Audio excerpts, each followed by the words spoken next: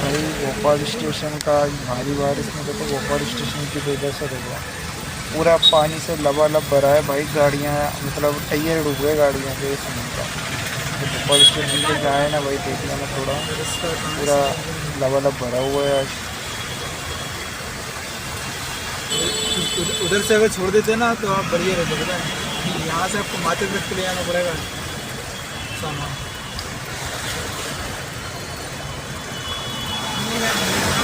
भोपाल। हाँ भोपाल, हाँ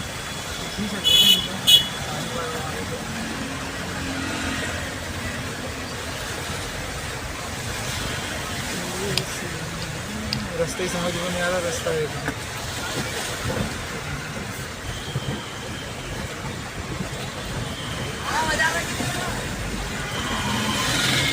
मैंने आपसे पूछा भी था 2 बार, आपने सुना ही नहीं, हुआ सीधा आ गया।